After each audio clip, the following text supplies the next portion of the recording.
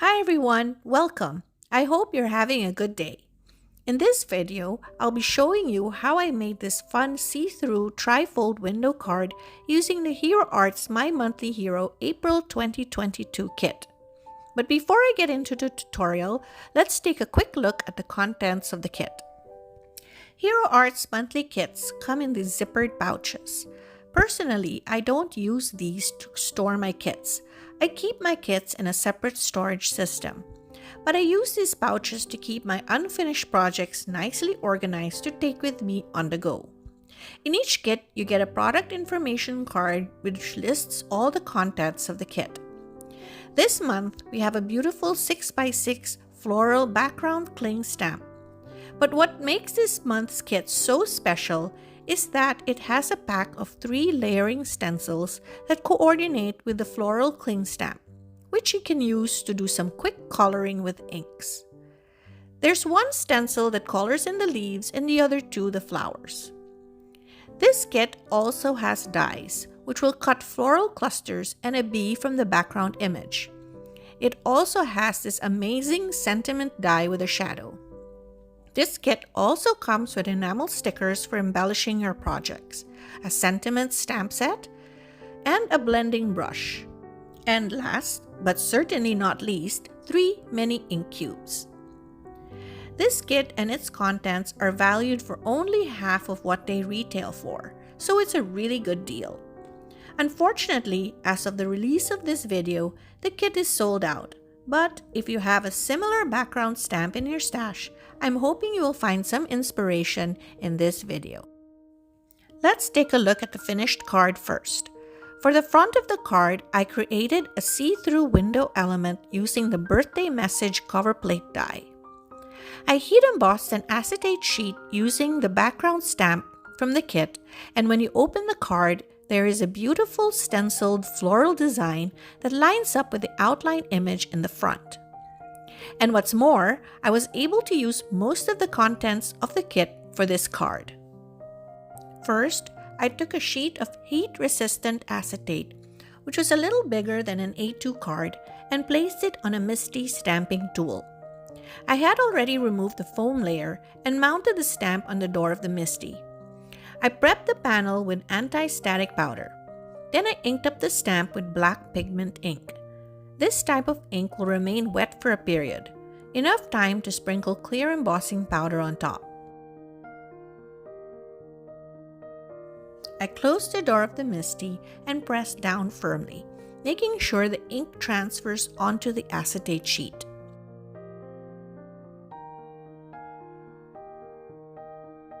When I lift the door, I carefully remove the acetate sheet from the stamp, taking care not to smear the ink.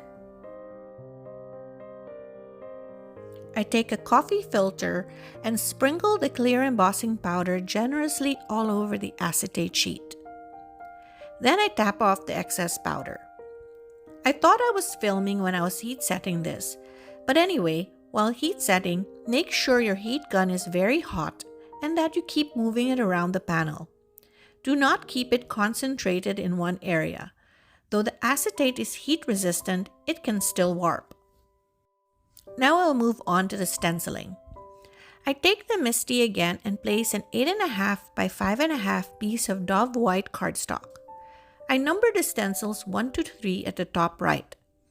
I also mark my cling stamp with an arrow so I know which side aligns with the stencil. I start by placing stencil number 1, which is the base layer of the flowers, at the bottom right corner of the stamping platform. This ensures the stencils will line up perfectly in the same area each and every time. I take cotton candy ink, which is one of the inks in the kit, and start applying the ink with my blending brush. I move the brush in small circular motions. This will allow for better coverage. Later on, I'll take a piece of washi tape and place it on top to help secure the stencil.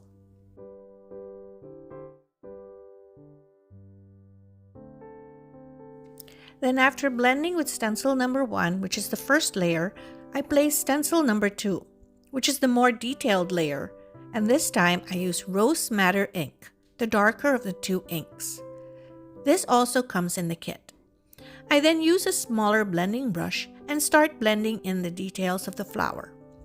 I also use small circular motions to blend in the color.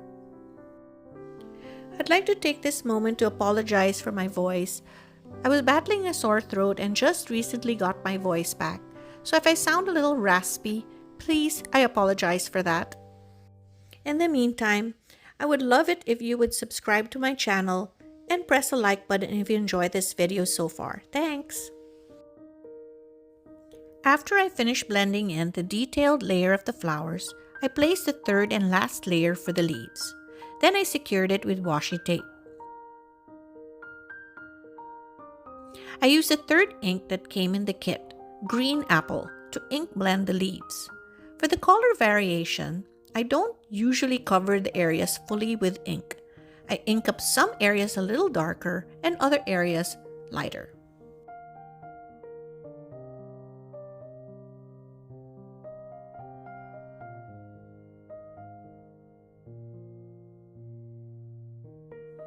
This is what the finished ink-blended panel looks like without the detail from the cling stamp.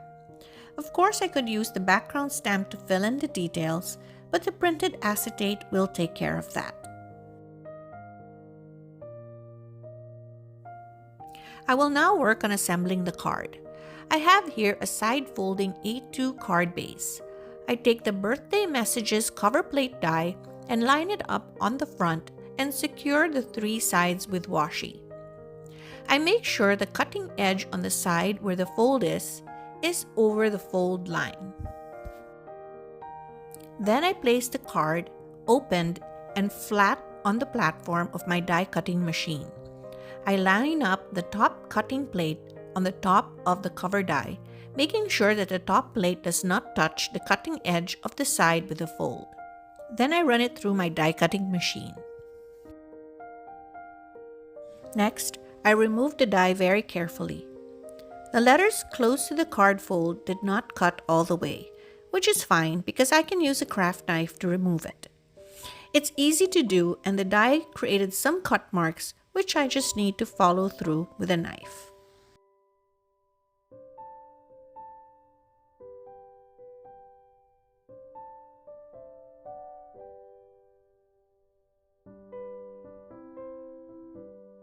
For the very front of the panel, I will use the same birthday message cover plate die, but will ink blend it first. I took some of the cotton candy ink and started by ink blending all the sides of a 4 1/4 by 5 1/2 piece of Dove white cardstock. Then I take the rose madder, the darker ink, and use it to add more emphasis on the edges. Later on, off camera, I'll come back and use the cotton candy ink again to ink blend the whole panel. If I had to start this over, I would start with the pink cardstock as the base and ink blend the sides. But this works too, especially if you don't have the right kind of pink shade to match. After ink blending, I'll use the same birthday messages cover plate die to cut it out. Next, I took the heat embossed acetate sheet and lined it on top of the stenciled floral panel, which I had trimmed down. I took some washi tape and taped them together.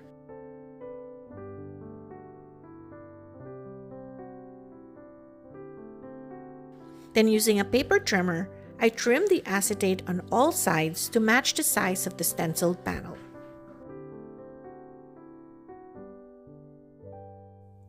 Then I took the ink blended panel which I had already die cut and added liquid glue to the back. Then I adhered it on top of the printed acetate sheet, aligning it with the stenciled floral panel behind acetate.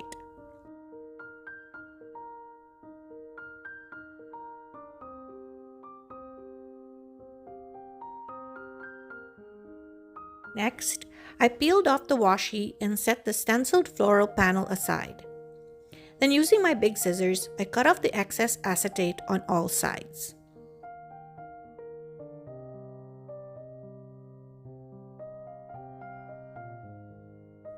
I added liquid glue to the back of the acetate back panel and adhered it on top of the card base that I had die cut earlier.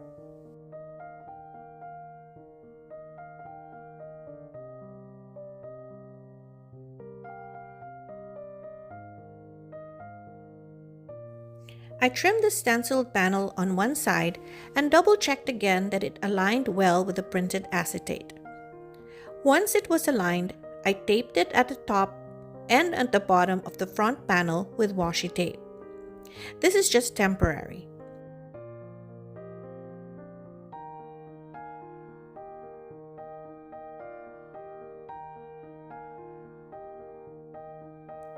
Next, I took another side folding card base and placed it inside.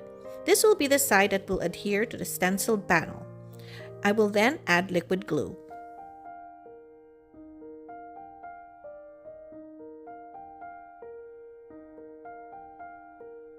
I forgot to mention, off camera, I trimmed a little less than 1/8 of an inch off the bottom side of the front card base and trimmed off also at the top front of the other card base. Doing this gives both card bases enough allowance for the fold. After adding the glue, I close the card base on each other and press down on all sides to make sure they are aligned. Then I slowly remove the washi tape from the top and bottom.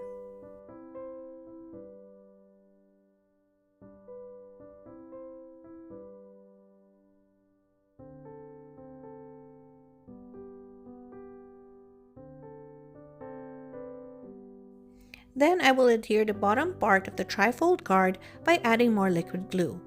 I like using liquid glue for this part as it gives me enough time to wiggle things into place.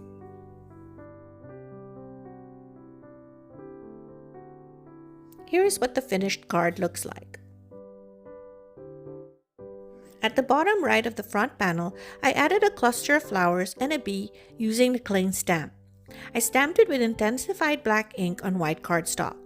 Then I ink blended it using the stencils and the 3 inks in the kit. Then I used the coordinating dies to die cut them out. I also embellished the card with the enamel stickers.